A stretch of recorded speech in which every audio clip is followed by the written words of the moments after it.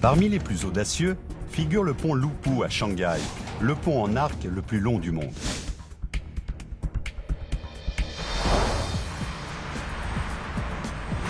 Ces 34 000 tonnes d'acier s'élèvent au-dessus de la rivière Huangpu, une des artères fluviales les plus empruntées du pays. Construire le pont en arc le plus grand du monde.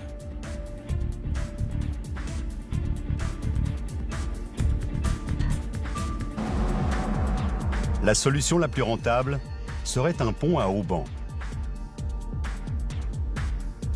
Dans cette configuration, le tablier est maintenu par des haubans reliés directement à des pylônes gigantesques.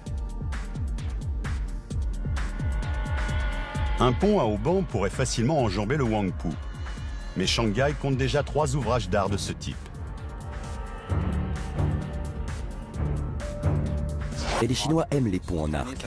Ils en bâtissent depuis 1500 ans.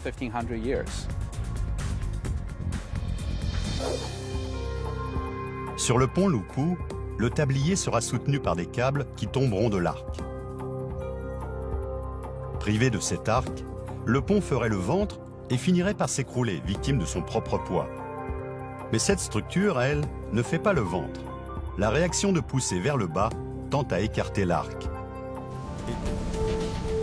La gravité, la température et le vent qui agissent en permanence modifient la taille et la position de l'arc.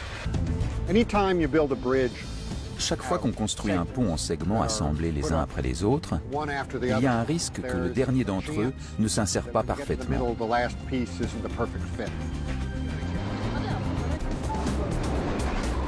Les renforts ont tenu bon et le pont est indemne. Mais les architectes savent qu'ils n'auront pas forcément autant de chance la prochaine fois. Ils doivent donc achever l'arc avant l'arrivée d'un autre typhon. Finalement, l'ultime segment est prêt à être posé. L'arc enjambe toute la rivière sur 550 mètres sans s'appuyer sur quoi que ce soit. Si ce pont compte aujourd'hui parmi les chefs-d'œuvre de l'ingénierie moderne, au départ, ériger un ouvrage de ce genre et de cette taille était un défi impressionnant. Il n'a été conçu qu'au moment où Shanghai ne pouvait plus se passer d'un pont. Les ouvriers commencent donc par ériger des tours temporaires de plus de 120 mètres de haut de chaque côté de l'ouvrage.